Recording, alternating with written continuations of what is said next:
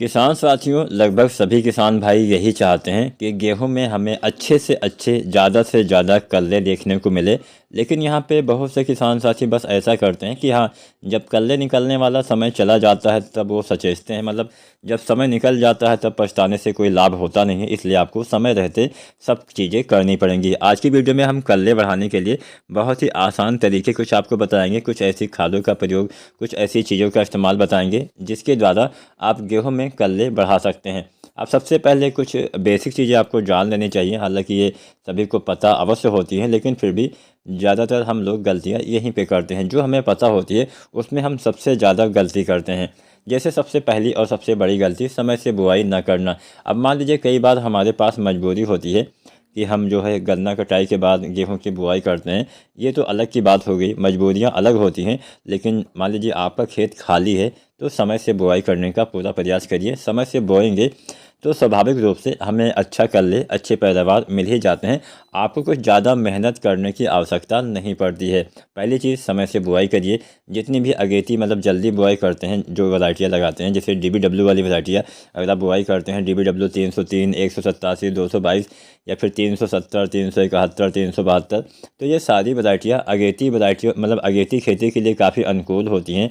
अधिक उत्पादन पाना है तो अगेती बुआई ही करना है। 20 अक्टूबर से 25 अक्टूबर से बुआई आपको इनकी स्टार्ट कर देनी होती है। तो ये तो बात होगी कि हाँ, हमें समय से बुआई करना है।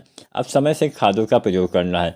खादों के प्रयोग के समय सावधानी बरतनी होती है। ये मैं आपको आगे बताऊंगा। सबसे पहले हम कल्ले बढ़ाने का एक तरीका आपको बताते हैं।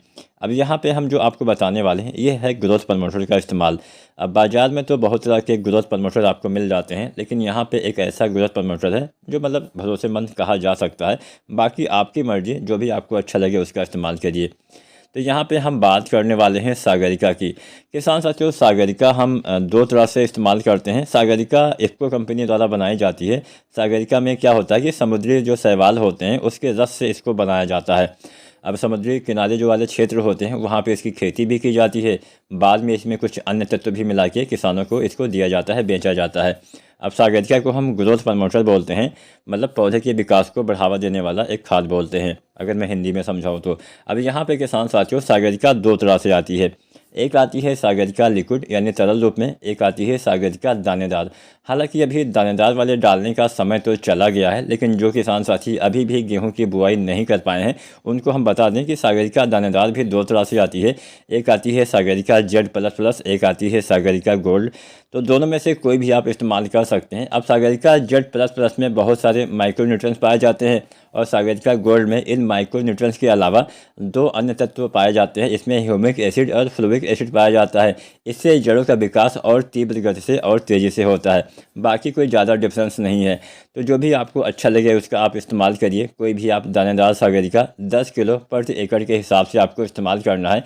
इसका इस्तेमाल गेहूं की बुआई करते समय ही कर दीजिए, या फिर आप बुआई करते समय नहीं डाल पाए हैं तो आप बुआई से एक सप्ताह बाद या 10 दिन के अंदर तक आपको इसका इस्तेमाल अधिकतम कर देना है, तभी आपको लाभ मिलेगा। अगर 10 दिन से ऊपर की फसल हो गई है तो सागरिका दानेदार मत डालिएगा। अभी हमारी गेहूं की फसल लगभग 15 से 25 या 30 दिन की होने वाली है, तो इस बीच में हम सागरिका लिक्विड का इस्तेमाल कर सकते हैं, सागरिका तरल।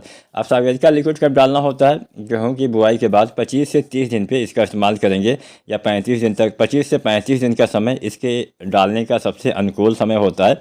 अब यहाँ पे 30 दिन में लेके चलता हूँ कि 30 दिन तक आपको इसका इस्तेमाल कर ही देना है।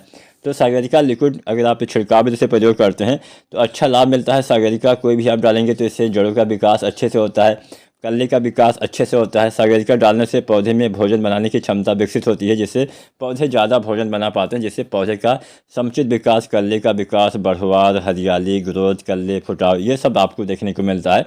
तो आप सागरिका डाल सकते हैं। लिक्विड वाला की अगर हम बात करें तो सागरिका लिक्विड आपको 250 ml से 500 ml तक डालना होता है। 1 एकड़ खेत में इतनी मात्रा पर्याप्त रहने वाली है। पहली बार इसका इस्तेमाल आप करिए।